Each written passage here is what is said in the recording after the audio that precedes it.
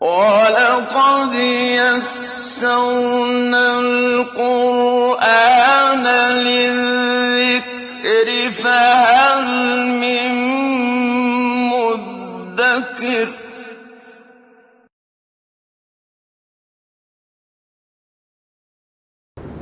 اعوذ باللہ من الشیطان الرجیم بسم اللہ الرحمن الرحیم فلما فصل طالوت بالجنود قال ان اللہ مبتلیکم بنہر فمن شرب منه فليس منی ومن لم يطعمه فإنه منی الا من اغترف غرفة بیده فشربوا منه الا قلیلا منهم فلما جاوزه هو والذين آمنوا معه قالوا لا طاقة لنا اليوم بجالوت وجنوده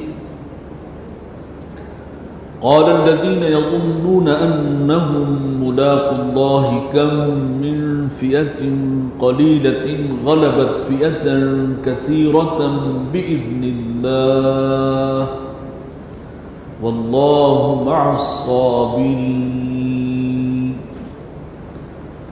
صدق اللہ العظیم رب اشرح لي صدری ويسر لي امری واحلل عقدۃ من لسانی یفقهوا قولی اللهم الہمنی رشدی واعذنی من شرور نفسی آمین یا رب العالمین۔ بنی اسرائیل کی تاریخ کے حوالے سے جس واقعے کا تذکرہ ہے وہ بیان ابھی جاری ہے۔ فلما فصل طالوت بالجنود قال ان اللہ مبتلیکم بنہر، جب روانہ ہوئے طالوت اپنی فوجوں کے ساتھ، لشکر کے ساتھ، تو کہنے لگے کہ اللہ تعالیٰ تمہیں آزمانے والا ہے ایک دریا کے ذریعے، ایک نہر کے ذریعے۔ فمن شرب منہ فلیس منی، تو جس کسی نے اس میں سے پیا، پانی پیا، تو وہ مجھ میں سے نہیں ہے، میرے کسی کام کا نہیں ہے۔ ومن لم یطعمہ فإنہ منی، اور جس نے پانی کو نہیں چکھا تو بے شک وہ ہے جو میرا ساتھی ہے۔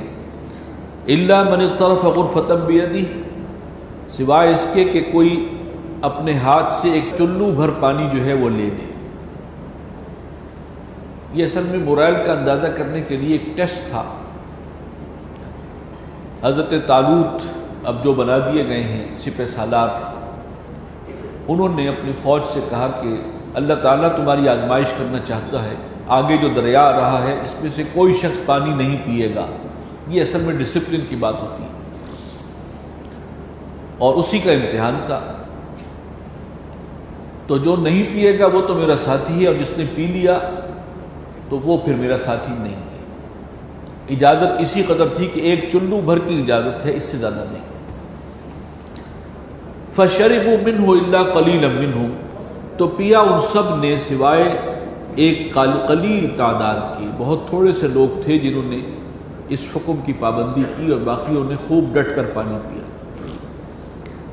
اب یہ جو ہے چھانٹی ہوتی چلی جا رہی ہے، اور روایات میں آتا ہے کہ آخر میں الٹیمیٹلی 313 افراد ہی بچے۔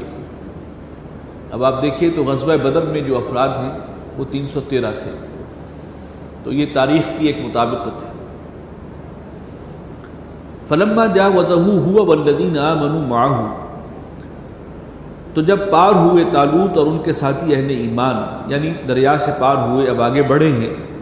قالوا لا طاقة لنا اليوم بجالوت وجنوده، تو جن لوگوں نے خوب پانی پیا تھا انہوں نے کہا کہ ہمارے اندر تو سکت نہیں ہے جالوت اور اس کے لشکروں سے لڑنے کی۔ مقابلے پہ جو ان کا کمانڈر تھا یا ان کا سپہ سالار تھا وہ ایک بہت بڑا پہلوان تھا، جالوت، گولیت بھی اس کو کہا جاتا ہے، جو ٹریڈیشنز ہیں عیسائی اس کے اندر گولیت، بہت بڑا پہلوان۔ تو ہمارے اندر سکت نہیں رہی، پانی پینے کا اثر یہ ہوا۔ قال الذین یظنون انہم ملاقو اللہ، اور کہنے لگے وہ لوگ کہ جنہیں یقین تھا کہ انہیں اللہ سے ملاقات کرنی ہے، کم من فئۃ قلیلۃ غلبت فئۃ کثیرۃ باذن اللہ، کہ کتنی ہی مرتبہ ایسا ہوا کہ ایک چھوٹی جماعت جو ہے وہ غالب ہوئی ہے بڑی جماعت پر اللہ کے حکم سے۔ ایک جتھا جو بہت کم ہے تعداد میں، اس کے مقابلے میں بہت بڑی تعداد میں مقابلے پہ لشکر ہے، لیکن کم لوگ، چھوٹی تعداد غالب آ گئی بڑی تعداد پر۔ واللہ مع الصابرین، اور اللہ تعالیٰ ہے صبر کرنے والوں کے ساتھ۔ ولما برزوا لجالوت وجنودہ، اور جب وہ آمنے سامنے ہوئے دونوں لشکر، اور سامنے آ گیا جالوت اور اس کی فوجیں، قالوا ربنا افرغ علینا صبرا، تو یہ جو سچے اہل ایمان تھے انہوں نے کہا کہ اے ہمارے رب، دعا کی پروردگار ہمارے دلوں میں صبر اڈھیل دے، ہم پر صبر اڈھیل دے، دلوں میں صبر پیدا کر، وثبت اقدامنا، ہمارے قدموں کو جمائے رکھ، وانصرنا علی القوم الکافرین، اور مدد فرما ہماری کافر قوم کے مقابلے میں۔ فہزموہم باذن اللہ، جو شکست دے دی تھی تو باذن اللہ، اللہ کے اذن سے، اللہ کے حکم سے، اللہ کی تائید اور نصرت سے۔ وقتل داود جالوت وآتاہ اللہ الملک والحکمہ، اور قتل کیا داود نے جالوت کو۔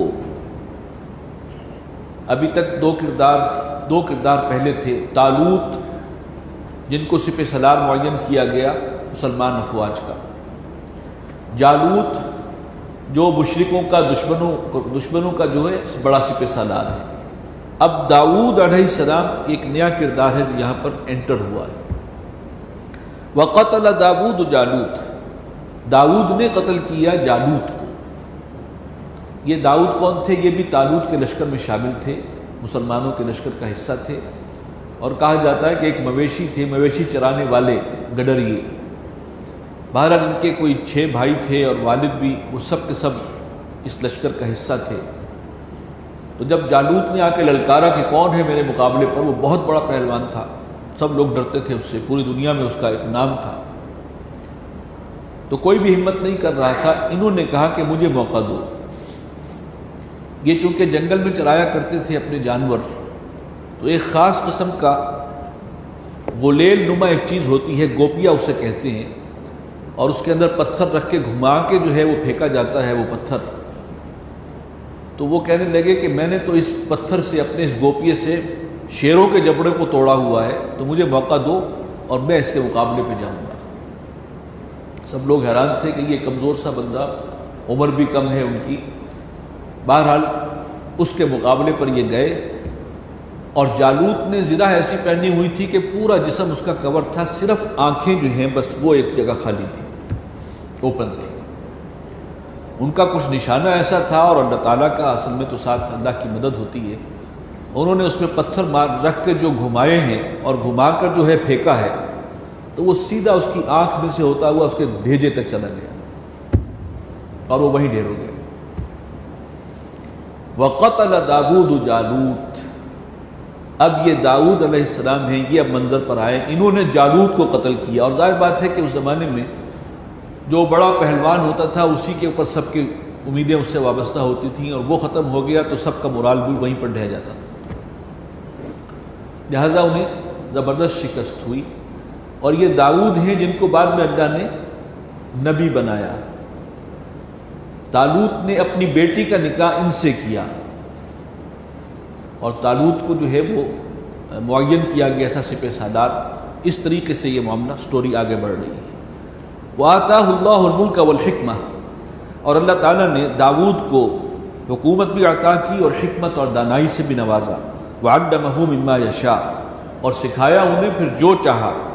وَلَوْلَا دَفْعُ اللَّهِ النَّاسَ بَعْضَهُمْ بِبَعْضٍ، اور اگر اللہ تعالیٰ دفع نہ کرتا رہتا ایک کو دوسرے کے ذریعے، جو شر کی قوتیں ہیں وہ پھیلنا شروع کرتی ہیں، پھر اہل حق اٹھتے ہیں، وہ تعداد میں کم ہوتے ہیں لیکن شر کی قوتوں کو پسپا کر دیتے ہیں۔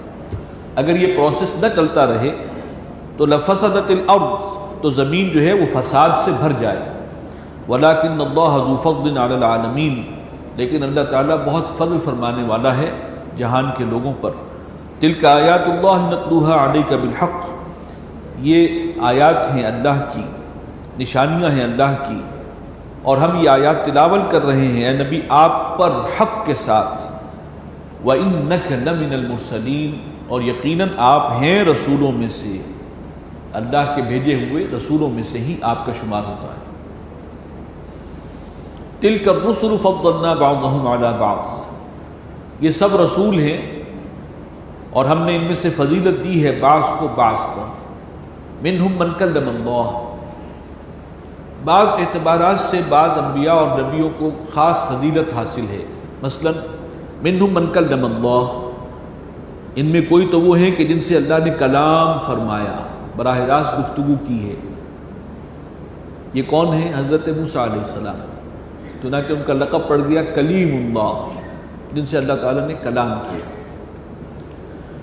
ورفع بعضهم درجات، اور بعض کے درجات اللہ نے بلند کیے. وآتینا عیسی ابن مریم البینات، اور ہم نے عیسیٰ ابن مریم کو بڑے واضح معجزے عطا کیے تھے، بڑے بڑے معجزے. وَأَيَّدْنَاهُ بِرُوحِ الْقُدُسِ، اور قوت دی تھی اس کو روح القدس یعنی جبرائیل کے ذریعے سے. یعنی حضرت عیسیٰ علیہ السلام کا معاملہ یہ ہے کہ انہیں جو حصی معجزے عطا کیے گئے وہ چوٹی کے تھے. اس اعتبار سے اتنے بڑے بڑے حصی معجزات کسی اور کو عطا نہیں ہوئے جو حضرت عیسیٰ کو عطا ہوئے. اس اعتبار سے فضیلت ان کی ہو گئی.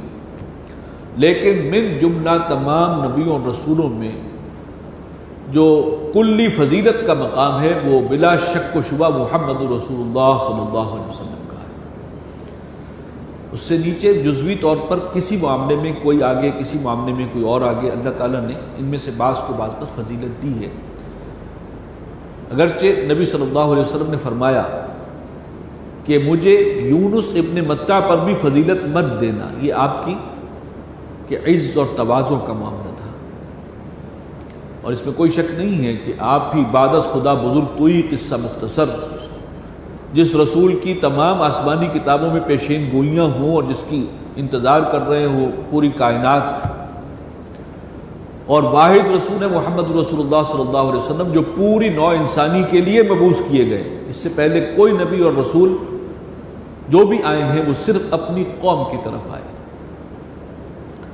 تو اس پہ تو کوئی شک نہیں کہ اصل جو فضیلت کلی ہے وہ حضور صلی اللہ علیہ وسلم کی ہے. لیکن بہرحال بعض نبیوں کو بعض اعتبارات سے فضیلت کے پہلو دیے گئے ہیں. وَلَوْ شَاءَ اللَّهُ مَا اقْتَتَلَ الَّذِينَ مِن بَعْدِهِمْ، اور اگر اللہ چاہتا تو آپس میں نہ لڑتے وہ لوگ کہ جو بعد میں ہوئے پیغمبروں کے بعد. من بعد ما جاءتهم البینات، اس کے بعد کہ ان کے پاس واضح احکامات پہنچ چکے تھے. ولكن اختلفوا، لیکن انہوں نے اختلاف کیا. فمنهم من آمن ومنهم من کفر، تو ان میں سے وہ بھی ہیں کہ جو ایمان پر قائم رہے اور وہ بھی ہیں کہ پھر جو انہوں نے کفر کیا اسلام سے اور اصل دین حق سے منحرف ہو گئے. وَلَوْ شَاءَ اللَّهُ مَا اقْتَتَلُوا، اور اگر اللہ چاہتا تو وہ آپس میں نہ جنگ کرتے، آپس میں قتال نہ کرتے.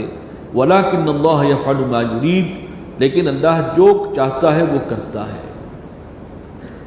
جو اس پہ اصل پوائنٹ ہے وہ کیا ہے کہ اللہ تعالیٰ نے انسان کو اس دنیا میں آزاد چھوڑا ہے، تبھی تو اس سے حساب لینا ہے کہ اگر شر کے راستے پر جانا چاہتے ہو تو جاؤ جہاں تک جانا ہے، شیطان کے پیچھے لگنا چاہتے ہو تو جاؤ، اللہ اور رسول کی مخالفت کرنے پر آمادہ ہو گئے ہو تو کھلی چھوٹ ہے، ایک دن پکڑ ہوگی.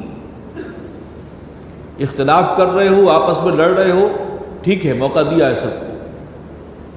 اسی میں اصل میں امتحان ہے. انسان کو پیدا ہی کیا گیا امتحان کے لیے، ورنہ پوری کائنات تو اللہ کے پورے احکام کی پابند آلریڈی ہے. پوری کائنات ایک ایک ذرہ، کسی کی مجال نہیں کہ ادھر سے ادھر ہو سکے. تو لیکن یہ اللہ ہی کا اپنا فیصلہ ہے، اور اس میں جو انسانوں کو جو تخلیق کیا گیا تو حکمت تخلیقی یہ ہے کہ ان کو آزاد چھوڑا جائے، اور جو جس طرف جاتا ہے اللہ تعالیٰ اس کے لیے وہ رستہ کھولتا چلا جاتا ہے. جو خیر کی طرف بڑھے گا خیر کے دروازے رستے کھل جائیں گے، شر کے رستے پر آئے گا وہ اس کے لیے آسان کر دے گا. یا ایھا الذین آمنوا انفقوا مما رزقناکم، اہل ایمان خرچ کرو اس میں سے جو ہم نے تمہیں دیا ہے. جو کچھ بھی تمہارے پاس ہے، جو رزق ہے، روزی ہے، جو مال و اسباب ہیں، سب اللہ کے دیے ہوئے ہیں، خرچ کرو اس میں سے. من قبل ان یاتی یوم، اس سے پہلے کہ وہ دن آ جائے، لا بیع فیہ ولا خلۃ ولا شفاعہ، جس میں نہ تو کوئی لین دین سودے بازی ہوگی اور نہ کوئی دوستی کام آ سکے گی اور نہ کوئی سفارش کارگر ہوگی. یہی موقع ہے، موت سے پہلے جو کچھ اللہ کی راہ میں خرچ کر سکتے ہو اور توشہ آخرت بنا سکتے ہو، فائدہ اٹھا لو. وہاں پر کوئی شے کسی کے کام نہ آ سکے گی۔ والکافرون هم الظالمون، اور جو کافر ہیں وہی ہیں کہ جو حد سے بڑھنے والے ہیں۔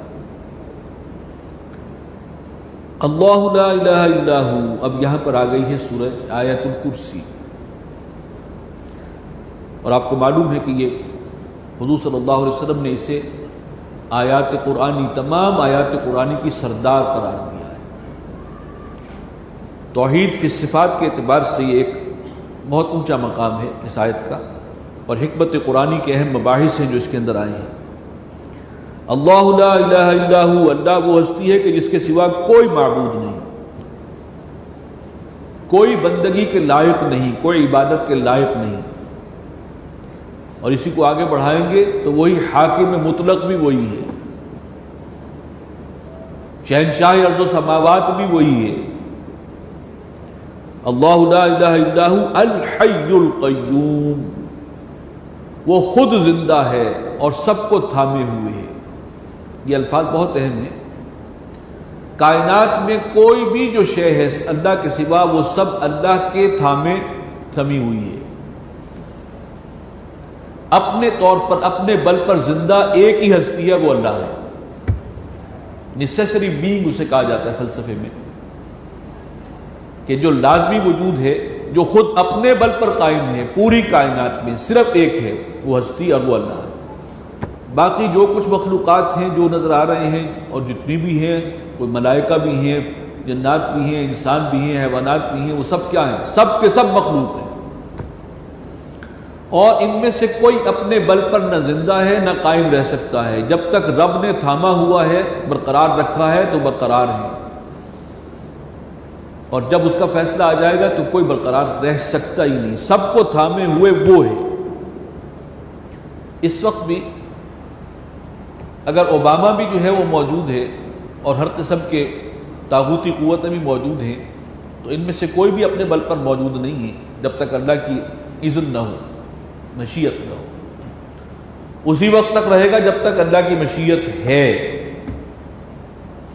تو الحی اور القیوم یہ دو الفاظ ہیں، اور یہ بہت اہم ہیں، اور اس میں کوئی شریک نہیں ہے کسی اعتبار سے بھی اللہ کا، خود اپنے بل پر قائم ہستی۔ لا تأخذہ سنۃ ولا نوم، نہ تو اسے اونگ لاحق ہوتی ہے اور نہ ہی نیند۔ کہنے کو تو ہم بھی زندہ ہیں، جنات بھی زندہ ہیں، اور فرشتے بھی زندہ ہیں، کرنے والا، پیدا کرنے والا وہ ہے، اور زندگی سب کی ایک جیسی نہیں ہے۔ اپنی زندگی پر اللہ کی زندگی کو قیاس نہ کرو، اسے نہ اونگ لاحق ہوتی ہے نہ نیند، وہ تو کوئی اور ہی صورتحال ہے۔ لہو ما فی السماوات و ما فی الارض، آسمانوں اور زمین میں جو کچھ ہے وہ اس کا ہے، اس کی ملکیت۔ من ذا الذی یشفع عندہ الا باذنہ، کون ہے کہ جو سفارش کر سکے اس کی جناب میں مگر یہ کہ اسی کی اجازت سے، کسی کی مجال نہیں، کسی کو یارہ نہیں کہ وہاں کلام کر سکے۔ یعلم ما بین ایدیہم وما خلفہم، اور وہ جانتا ہے جو کچھ کہ ان کے سامنے ہے اور جو ان کے پیچھے ہے۔ کامل علم صرف اسی کے پاس ہے۔ ولا یحیطون بشیء من علمہ، اور مخلوقات میں سے کوئی اس کے علم کا احاطہ نہیں کر سکتا، الا بما شاء، مگر اتنا ہی جتنا کہ اللہ خود چاہے۔ وہ بکل شیء علیم ہے، وہ علیم بذات الصدور ہے، دل کی باتوں کو بھی جانتا ہے۔ انسانوں کے پاس اگر کچھ علم ہے بھی تو وہ اسی کی عطا ہے، اپنا نہیں ہے کسی کے پاس، اور جو ہے وہ انتہائی محدود ہے۔ وسع کرسیہ السماوات والارض، اس کا اقتدار حاوی ہے آسمانوں اور زمین پر۔ یہ کرسی کا لفظ جو ہے اقتدار کے لیے اس وقت سے استعمال ہے، کرسی، مسئلہ جو ہے وہ کرسی کا ہوتا ہے، لیکن کل کائنات کے اوپر جو اقتدار عملاً قائم ہے، جو کوئی اللہ سے سلب کر ہی نہیں سکتا، ممکن ہی نہیں ہے، وہ اسی کا اختیار ہے۔ ولا یؤودہ حفظہما، اس پر ذرا بھی گران نہیں ہے ان دونوں کی حفاظت۔ آسمانوں اور زمین کا اقتدار اسی کے پاس ہے، اور وہ جو اقتدار سنبھالتے ہوئے جو یہاں کے مسائل ہیں، اس ظاہر بات ہے اتنی وسیع و عریض کائنات، صرف زمینی کو دیکھنے تو اس کے مسائل کتنے ہیں، لیکن اس پر ذرا بھی گراں نہیں ہے ان سب کی حفاظت، کل زمین و آسمان کی حفاظت، اس کا کنٹرول اس پر قطعاً بھاری نہیں ہے۔ وہ کیا شخصیت ہے؟ اب یہ اس کی صفات ہے جن کے بل پر ہم کچھ ویژولائز کر سکتے ہیں۔ وَهُوَ الْعَلِيُّ الْعَظِيمُ، وہ العلی ہے، سب پر برتر ہے، العظیم ہے، سب سے زیادہ عظمت والا ہے۔ تو یہ آیت الکرسی جو ہے توحید کا ایک بہت بڑا خزانہ ہے۔ لا اکراہ فی الدین، دین کے معاملے میں کوئی جبر نہیں ہے، کوئی زیادتی زبردستی نہیں ہے۔ قد تبین الرشد من الغی، واضح ہو چکی ہے ہدایت گمراہی کے مقابلے میں۔ دیکھیے یہ بات لا اکراہ فی الدین، اس کا اکثر ذکر لوگ کرتے ہیں، اس کا ایک معین مفہوم ہے۔ دین کے معاملے میں کوئی جبر نہیں ہے، یعنی کوئی شخص کسی کو زبردستی مسلمان کیا جائے، اس کی اجازت نہیں ہے، یہ انسان پر چھوڑ دیا گیا۔ اللہ کا بندہ بننا چاہتا ہے یا شیطان کے راستے پر چلنا چاہتا ہے۔ لیکن جب کوئی مسلمان ہے جو کہتا ہے میں اللہ کو مانتا ہوں، محمد صلی اللہ علیہ وسلم کی رسالت کو مانتا ہوں، اور پھر دین کے معاملے میں اونچ نیچ کر رہا ہے، وہاں پر سختی ہوگی، لیکن کسی کو بھی زبردستی مسلمان نہیں بنایا جائے۔ جب ایک شخص نے آپشنلی اپنے آپ کو مسلمانوں میں شامل کر لیا ہے، اب اس کو اس مسلمانوں کے قانون کی پابندی کرنی ہے، چنانچہ وہاں پر جب وہ اونچ نیچ کرے گا تو پھر تعزیرات بھی ہیں، پھر حدود اللہ بھی ہیں۔ تو آزادی اسی حوالے سے ہے کہ کسی کو بھی جبراً مسلمان نہیں کیا گیا، نہ کیا جا سکتا ہے، نہ اس کی اجازت ہے۔ فمن یکفر بالطاغوت، تو جو کوئی طاغوت کا کفر کرے، ویؤمن باللہ، اور ایمان پختہ رکھے اللہ پر، فقد استمسک بالعروۃ الوثقی، یہ طاغوت کون ہے؟ جو بھی اللہ کے سوا خدائی کا دعوے دار ہے، جو اپنا نظام، اپنی حکومت، اپنی بالادستی چاہتا ہے اللہ کے نظام کی بجائے، وہ طاغوت ہے۔ چنانچہ اس وقت سب سے بڑا طاغوت کون ہے دنیا میں؟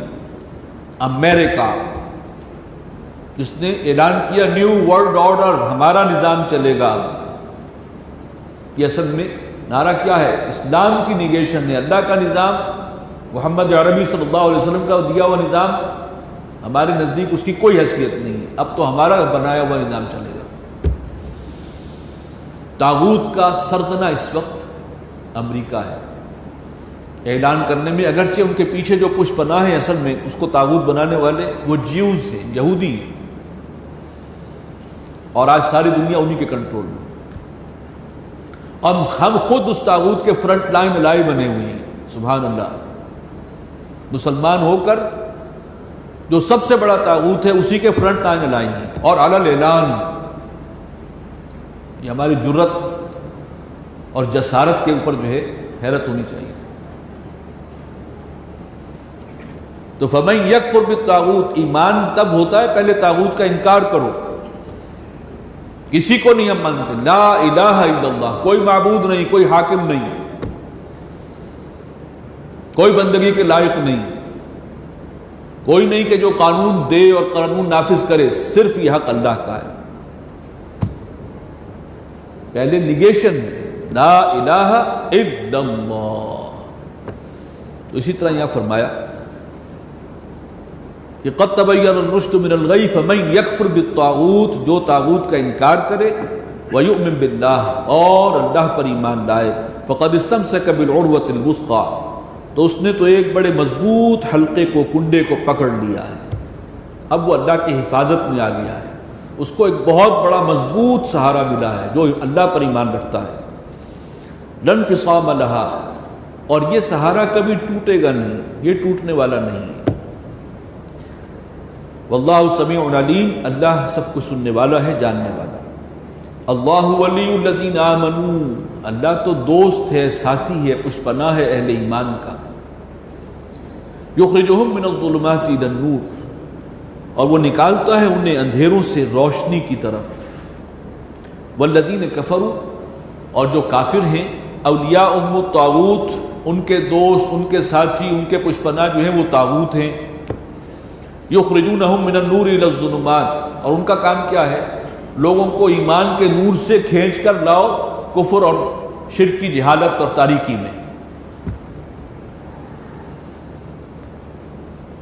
اولئک اصحاب النار، یہ سب ہیں جہنم والے، ہم فیہا خالدون، رہیں گے اسی میں ہمیشہ۔ الم تر الی الذی حاج ابراہیم فی ربہ، بات تو لمبی ہو جائے گی، لیکن کس طریقے سے اللہ نے مدد کی ہے ان کی، جو طالبان افغانستان ہیں۔ اصل میں لفظ طالبان اتنا بدنام ہو گیا کہ یہ کہتے ہوئے بھی زبان جو ہے وہ لڑکھڑاتی ہے۔ طالبان افغانستان کو اللہ تعالیٰ نے کیا مقام عطا کیا، کچھ بھی ان کے پاس نہیں تھا، بے سر و سامان، لیکن اس سب سے بڑے طاغوت کے آگے انہوں نے سٹینڈ لیا۔ ہم اللہ کو سب سے بڑا مانتے ہیں، تمہیں نہیں مانتے۔ اللہ اکبر، کائنات کا حاکم وہ ہے، تم نہیں ہو، لہٰذا تمہارے کسی ناجائز مطالبے کے آگے ہم سر نہیں جھکا سکتے۔ آج دیکھیے، جن کے بارے میں مرزا اسلم بیگ نے کہا تھا کہ طالبان تو اتنے کمزور ہیں، نہ ان کے پاس ویپنز ہیں، نہ تعداد ہے، مٹھی بھر طالبان ہیں، ان کے لیے تو امریکہ کا ایک F-16 ہی کافی ہے۔ آج 12 سال کے بعد آپ کہاں کھڑے ہیں؟ ان کی ساری قیادت الحمدللہ ابھی تک محفوظ ہے۔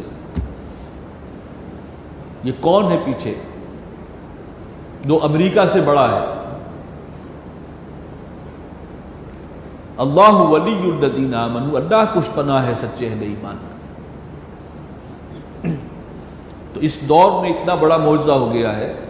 اب آپ دیکھیے کہ یہ آیت پڑھی ہے ہم نے کہ بہت دفعہ ایسا ہوا تاریخ میں کہ کم لوگ تھے، چھوٹی جمعیت تھی، لیکن بڑی فوج کو شکست دے دی۔ لیکن تاریخ انسانی میں قوت و طاقت کا اتنا عدم توازن کبھی نہیں تھا، نیور ان ہیومن ہسٹری، کہ ایک طرف نہتے چند ہزار افراد اور دوسری طرف پورا عالم کفر، امریکہ، نیٹو اور ان سب کے پیچھے پورا عالم اسلام ان کے پشت پر، اور اسلام کے نام پہ بننے والا ملک انہی طاغوتی قوتوں کا فرنٹ لائن الائی۔ اتنا عدم توازن، حق و باطل میں ہمیشہ عدم توازن رہا ہے۔ حق کی قوتیں کم رہی ہیں، باطل زیادہ ہوتے تھے، لیکن مقابلے میں حق کی قوتیں جو ہیں وہ کامیاب ہوتی تھیں اللہ کی مدد سے۔ لیکن یہاں جو عدم توازن تھا، آپ دیکھیے، یہ ہے اس دور کا ایک کھلا معجزہ۔ الم تر الی الذی حاج ابراہیم فی ربہ، کیا تم نے نہیں دیکھا اس شخص کو کہ جو جھگڑ رہا تھا ابراہیم سے اس کے رب کے بارے میں؟ ان آتاہ اللہ الملک، اور جھگڑ رہا تھا اس لیے کہ ہم نے اس کو بادشاہی دی تھی۔ یہ نمرود کا واقعہ ہے، حضرت ابراہیم اور نمرود میں مکالمہ ہو رہا ہے۔ حضرت ابراہیم کی پیشی ہو گئی اس لیے کہ انہوں نے بتوں کو توڑ دیا تھا۔ اذ قال ابراہیم ربی الذی یحیی و یمیت، جب ابراہیم نے کہا، اس لیے کہ نمرود نے پوچھا تمہارا رب کون ہے؟ انہوں نے کہا کہ میرا رب وہ ہے کہ جو زندہ کرتا ہے اور جو موت دیتا ہے، یحیی و یمیت۔ قال انا احیی و امیت، نمرود کہنے لگا کہ یہ تو اختیار میرے پاس بھی ہے، میں بھی زندہ رکھتا ہوں اور میں بھی مارتا ہوں۔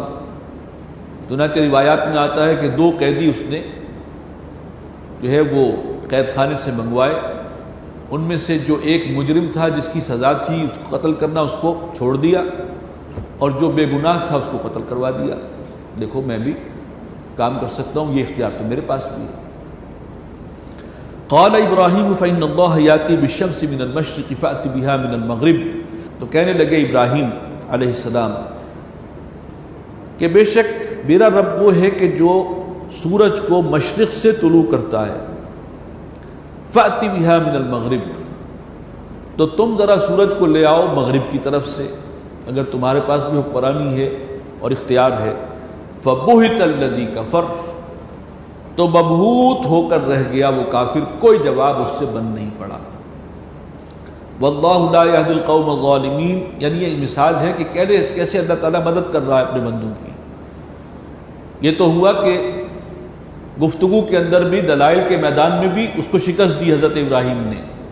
اس کے بعد آگ میں ڈالے گئے تو وہاں بھی اللہ تعالیٰ نے انہیں بچایا. اس کا واقعہ کہیں اور ہے. اللہ تعالیٰ اپنے بندوں کی قدم قدم پر کیسے مدد کرتا ہے، کیسے ان کے ساتھ جو ہے وہ ایک تعاون کا معاملہ ہے، اسی کی ایک مثال ہے. واللہ لا یہدی القوم الظالمین، اللہ تعالیٰ ظالموں کو راہیاب نہیں کرتا.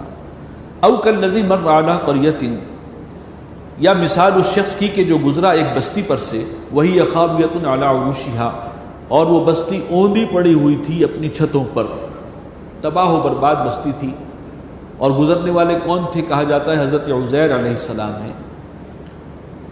اور بیت المقدس کی اس سے پہلے جو ہے وہ پامالی ہو چکی تھی بخت نصر کے ہاتھوں، اور یروشلم برباد ہو چکا تھا. بہرحال حضرت عزیر علیہ السلام رہائی پا کر واپس آئے تو دیکھا شہر اجڑا پڑا ہے، ویران ہے. قال انا یحیی هذه اللہ بعد موتها، انہوں نے کہا کہ کیسے زندہ کرے گا اللہ تعالیٰ اس شہر کو اس کی موت کے بعد، یعنی یہ شہر جو ہے ویران ہے، یہ کیسے دوبارہ آباد ہو سکتا ہے. فاماتہ اللہ 100 عام، اللہ تعالیٰ نے ان پر موت طاری کر دی 100 سالوں کے لیے. ثم بعثہ، پھر انہیں زندہ کیا. قال کم لبثت، پوچھا ان سے کہ کتنا عرصہ تم رہے ہو، یہ جو وقت تم نے گزارا ہے یہاں سوئے تھے کتنی دیر کے لیے. قال لبثت یوما او بعض یوم، کہنے لگے کہ میں یہاں رہا ہوں ایک دن یا دن کا کچھ حصہ. جیسے ایک شخص محسوس کرے کہ لمبی نیند سے اٹھا ہوں تو زیادہ سے زیادہ ایک دن کی نیند ہوگی یا دن کا کچھ حصہ ہوگا. قال بل لبثت 100 عام، فرمایا کہ نہیں تم رہے ہو اس کیفیت میں 100 سال تک. فانظر الى طعامك وشرابك لم يتسنه، ذرا اپنے کھانے کی طرف، وہ جو تمہارا توشہ دان تھا جس میں کھانا ہے، ذرا نظر ڈالو اور دیکھو کہ تمہارا کھانا اور جو پینے کا مشروب تھا لم یتسنہ، وہ بالکل تازہ ہے، اس کے اندر کوئی سڑاند پیدا نہیں ہوئی، وہ ویسے کا ویسا ہے جیسے آیا تھا. وانظر الی حمارک، اور ذرا نگاہ ڈالو اپنے گدھے کی طرف، سواری کا گدھا تھا، اس کو بھی پاس کھوٹی پر باندھا ہوا تھا، ذرا اب گدھے پر نظر ڈالو. وَلِنَجْعَلَكَ آیَةً لِلنَّاسِ، اور ہم یہ چاہتے ہیں کہ تمہیں لوگوں کے لیے ایک نشانی بنا دیں. وانظر الی العظام، ذرا اس کی ہڈیوں کی طرف دیکھو. کیف ننشزها، کس طرح ہم ان کا ڈھانچہ کھڑا کرتے ہیں. ثم نکسوها لحما، ہڈیوں کا ڈھانچہ پہلے کھڑا ہوا اور پھر ہم اس کے اوپر گوشت پہناتے ہیں. یہ تمہاری نگاہوں کے سامنے ہو رہا ہے. یہ گویا وہ کھانا ان کا اپنی جگہ بالکل فریش اسی طرح موجود ہے، لیکن وہ جو 100 سال گزرے ہیں اس کے اثرات گدھے کے اوپر نظر آ گئے کہ وہاں صرف ہڈیاں پڑی ہوئی تھی چند. فرمایا کہ دیکھو اب کیسے ہم اس کو زندہ کرتے ہیں. ثم نکسوها لحما، اور پھر ہم اس پر گوشت چڑھائیں گے. فلما تبین له، جب یہ ساری چیز ان کے سامنے واضح ہوئی، حقیقت سامنے آ گئی. قال اعلم ان اللہ علی کل شیء قدیر، تو بے اختیار پکار اٹھے کہ بے شک اللہ تعالی ہر چیز پر قادر ہے. یہ اپنے پیغمبروں کو اللہ تعالیٰ ایسے مشاہدات بھی کراتے رہے. ایک اور مثال آ رہی ہے کہ کیسے اللہ تعالیٰ اپنے نیک بندوں کی مدد کرتا ہے. وَإِذْ قَالَ إِبْرَاهِيمُ رَبِّ أَرِنِي كَيْفَ تُحْيِي الْمَوْتَى، اور یاد کرو جب کہا ابراہیم نے اپنے رب سے کہ تو کیسے زندہ کرے گا مردوں کو، ذرا مجھے دکھا، مشاہدہ ہو جائے کہ مردے زندہ کیسے ہوں گے. قَالَ أَوَلَمْ تُؤْمِنْ، فرمایا کہ کیا تم یقین نہیں رکھتے، ایمان نہیں لائے. قَالَ بَلَا، کہنے لگے کہ کیوں نہیں، ایمان تو ہے، یقین ہے، اس میں کوئی شک نہیں. وَلَكِنْ لِيَطْمَئِنَّ قَلْبِي، بس اپنے دل کی تسکین اور اطمینان چاہتا ہوں. قَالَ فَخُذْ أَرْبَعَةً مِّنَ الطَّيْرِ، فرمایا کہ 4 پرندے حاصل کرو. فَصُرْهُنَّ إِلَيْكَ، اور انہیں اپنے سے مانوس کر لو، یعنی سدھا لو، جیسے گھر میں پالتے ہیں پرندوں کو، اسی طریقے سے 4 پرندے. اور کہا جاتا ہے کہ وہ 4 پرندے جو ہیں، ایک مور تھا، ایک مرغ تھا، ایک کوا تھا اور ایک کبوتر تھا. ان کو اپنے سے مانوس کرو. ثم اجعل على كل جبل منهن جزءا، پھر ہر پہاڑ پر ان کے جسم کا ایک ایک ٹکڑا رکھتے جاؤ. اس میں امپلائڈ ہے کہ پھر انہیں ذبح کرو، ان کے ٹکڑے ٹکڑے کرو اور ان کو منتشر کر کے پہاڑوں پر پھیلا دو، ان ٹکڑوں کو مکس کر کے. ثم ادعوہن، اور پھر انہیں پکارو، آواز دو. چونکہ تم نے سدھائے ہوئے تھے، تمہاری آواز پر بھاگے آتے تھے، اب کھڑے ہو کر آواز دو. یاتینک سعیا، وہ زندہ ہو کر پھر دوڑتے ہوئے آ جائیں گے تمہارے سامنے، نگاہوں کے سامنے. یہ مشاہدہ انہیں کرایا گیا. وَعَلَمْ أَنَّ اللَّهَ عَزِيزٌ حَكِيمٌ، اور جان لو کہ اللہ تعالیٰ کل قدرت کا مالک ہے، وہ عزیز ہے، زبردست ہے، حکمت والا ہے. مَثَلُ الَّذِينَ يُنْفِقُونَ أَمْوَالَهُمْ فِي سَبِيلِ اللَّهِ. اب آگے دو رکوع میں انفاق فی سبیل اللہ کا ذکر ہے بڑے اہتمام کے ساتھ، بلکہ تیسرا رکوع بھی اس کے ساتھ شامل ہے. فرمایا مَثَلُ الَّذِينَ يُنْفِقُونَ أَمْوَالَهُمْ فِي سَبِيلِ اللَّهِ، مثال ان لوگوں کی کہ جو خرچ کرتے ہیں اپنے مال اللہ کی راہ میں، اللہ کے واسطے دیتے ہیں. كَمَثَلِ حَبَّةٍ، اس کی مثال ایسے ہے کہ جیسے ایک دانہ ہو. اپنے ذہن میں ریفرنس کے لیے رکھتے کہ ایک گیہوں کا دانہ ہے، گندم کا. انبتت 7 سنابل، وہ دانہ جو ہے وہ زمین میں ڈالا جاتا ہے بیج کی طرح، بیج کے طور پر، اور اس سے ایک پودا وجود میں آیا، اس پہ 7 خوشے ہیں. فی کل سنبلۃ 100 حبہ، ہر خوشے میں 100 دانے ہیں. ایک دانے سے کتنے دانے پیدا ہوئے؟ 7 ضرب 100 700. انفاق فی سبیل اللہ کی یہ مثال ہے کہ ایک نیکی کرو اس معاملے میں تو 700 گنا اجر اللہ تعالیٰ عطا کرے. واللہ یضاعف لمن یشاء، اور اللہ مزید اضافہ کرتا رہتا ہے جس کے لیے چاہتا ہے. یہ تو باٹم لائن ہے. واللہ واسع علیم، اللہ بہت وسعت والا ہے، جاننے والا ہے. الذین ينفقون اموالهم فی سبیل اللہ، وہ لوگ کہ جو خرچ کرتے ہیں اپنے مال اللہ کے راستے میں. ثم لا يتبعون ما انفقوا منا ولا اذى، پھر اس کے پیچھے نہ تو احسان جتاتے ہیں اور نہ دل آزاری کرتے ہیں. کسی کو دیا، کسی سوالی کو، اور اس کے بعد اس کے اوپر فقرہ چس کر دیا، کوئی اس کے ہتک آمیز بات کہہ دی، یہ بہت ناپسند ہے اللہ. الذین ينفقون اموالهم فی سبیل اللہ، جو خالص اللہ کی راہ میں مال خرچ کرتے ہیں اور پھر اس کے پیچھے نہ تو احسان جتاتے ہیں اور نہ ہی دل آزاری کی کوئی بات کرتے ہیں. لہم اجرہم عند ربہم، ان کے لیے ان کا اجر محفوظ ہے ان کے رب کے پاس. ولا خوف علیہم ولا هم یحزنون، اور نہ ان کے لیے کوئی خوف ہے اور نہ ان پر، نہ وہ کبھی غم سے اور پریشانی سے دوچار ہوں گے. قول معروف و مغفرت، نرم جواب دے دینا اور درگزر کرنا. خیر من صدقۃ یتبعها اذى، اس صدقے اور خیرات سے بہتر ہے کہ جس کے پیچھے دل آزاری بھی ہو. بہتر ہے کہ آپ اسے معذرت کر لیں نرم انداز سے کہ بھائی آپ معاف کریں، لیکن کچھ دینے کے بعد اور پھر اس کی عزت نفس کو مجروح کرنا اور کوئی تلخ جملہ جو ہے اس پر کس دینا، یہ اللہ کو بہت ناپسند ہے. اس سے بہتر تھا کہ تم اسے معذرت کر دیتے. واللہ غنی حلیم، اللہ غنی ہے، اسے کسی کی احتیاج نہیں ہے. حلیم ہے، وہ فوراً نہیں پکڑتا، وہ حلم والا ہے. یا ایھا الذین آمنوا لا تبطلوا صدقاتکم بالمن والاذی، اہل ایمان اپنے صدقے اور خیرات کو ضائع نہ کیا کرو من اور اذی کے ذریعے سے، یعنی احسان جتا کر یا کوئی تکلیف دہ بات کہہ کر، کوئی ایسا جملہ جو ہتک آمیز ہو. اس سے اپنا سارا ضائع کر لو گے، اپنا جو ہے جو بھی نیکی ہے. کالذی ينفق مالہ رئاء الناس، اس شخص کی طرح کہ جو خرچ کرتا ہے اپنا مال لوگوں کو دکھانے کے لیے. جو شخص اپنا مال لوگوں کو دکھانے کے لیے، ریاکاری کے لیے خرچ کر رہا ہے، وہ بھی ضائع ہوا.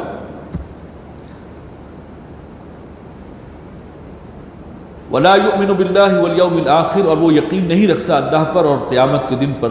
ومثلہ کمثل صفوان، اس شخص کی مثال ایسے ہے کہ جیسے ایک چٹان ہو، علیہ تراب، اس کے اوپر کچھ مٹی پڑی ہوئی ہے، پتھر کی چٹان ہے اور اس پر مٹی کی ایک لیئر ہے، کچھ زیادہ تھک نہیں ہے. فَأَصَابَهُ وَابِلٌ، اور اس پر برستا ہے زور کا می، بارش برستی ہے، فَتَرَكَهُ صَلْدًا، اور وہ اس کو چھوڑ دیتی ہے بالکل چٹیل بنا کر، یعنی اس پر کسی نے کوئی کاشت کر دی، فصل بھی کاشت کر دی، تھوڑی سی مٹی تھی 1 انچ 2 انچ، لیکن اوپر سے شدید بارش برسی ہے تو سب پتھر بالکل صاف ہو گیا، ہر چیز ضائع ہو گئی، نیست و نابود ہو گئی۔ تو یہ مثال کس کی ہے کہ جو اللہ کی راہ میں مال تو خرچ کرتا ہے لیکن اس کے بعد وہ احسان جتاتا ہے یا دل آزاری والی بات کرتا ہے، تو اسی طریقے سے وہ سب کچھ ضائع گیا۔ لا يقدرون على شيء مما كسبوا، ایسے لوگوں کو کچھ بھی ہاتھ نہیں لگتا اپنی کمائی میں سے، کوئی ثواب انہیں حاصل نہیں ہوگا۔ واللہ لا يهدي القوم الكافرین، اور اللہ تعالیٰ کافر قوم کو کبھی بھی ہدایت نہیں دیتا۔ ومثل الذین ينفقون اموالهم ابتغاء مرضات اللہ، اور مثال ان لوگوں کی کہ جو خرچ کرتے ہیں اپنے مال خالص اللہ کو راضی کرنے کے لیے، اللہ کی رضا کے لیے، میرا رب راضی ہو جائے، اس کی خوشنودی کے لیے میں دے رہا ہوں مال، اسی کا دیا ہوا مال ہے، اس کی مخلوق پر خرچ کر رہا ہوں، اس کے رستے میں دے رہا ہوں۔ ان کی مثال ایسے ہے وَتَثْبِيتًا مِنْ أَنفُسِهِمْ، اور جو مال خرچ کرتے ہیں اپنے دلوں کو تثبیت دینے کے لیے، ثبات عطا کرنے کے لیے، ایمان میں اضافے کے لیے، كَمَثَلِ جَنَّةٍ بِرَبْوَةٍ، اس کی مثال ایسے ہے کہ جیسے ایک باغ ہو ذرا اونچی جگہ پر، أَصَابَهَا وَابِلٌ، اور اس پر زور کی بارش برستی ہے، فَآتَتْ أُكُلَهَا ضِعْفَيْنِ، اور وہ اپنا پھل لاتا ہے دگنا۔ یہاں پر جو بارش برس رہی ہے اس سے وہ پھل جو ہے وہ 2 گنا ہو گیا۔ فَإِن لَّمْ يُصِبْهَا وَابِلٌ فَطَلٌّ، اور اگر زور کی بارش نہ بھی ہو تو اس کی لوکیشن ایسی ہے کہ ہلکا سا چھینٹا بھی اس کے لیے کافی ہے، پھوار بھی کافی ہے۔ وَاللَّهُ بِمَا تَعْمَلُونَ بَصِيرٌ، اور جو کچھ تم کرتے ہو اللہ اسے دیکھتا ہے۔ أَيَوَدُّ أَحَدُكُمْ أَن تَكُونَ لَهُ جَنَّةٌ مِّن نَخِيلٍ وَأَعْنَابٍ، کیا تم میں سے کوئی شخص یہ پسند کرے گا کہ اس کے لیے ایک باغ ہو جس پہ کھجور کے درخت ہوں اور انگوروں کے درخت بھی ہوں، تجری من تحتها الانہار، اس کے دامن میں ندی اور چشمے بھی رواں ہوں۔ یہ عربوں کے ہاں جو ایک آئیڈیل باغ کا تصور ہو سکتا تھا اسی کا نقشہ کھینچا گیا، اور یہ طائف میں اس قسم کے باغات تھے۔ لہو فیہا من کل ثمرات، اس میں اس کے لیے ہر طرح کا پھل موجود ہے۔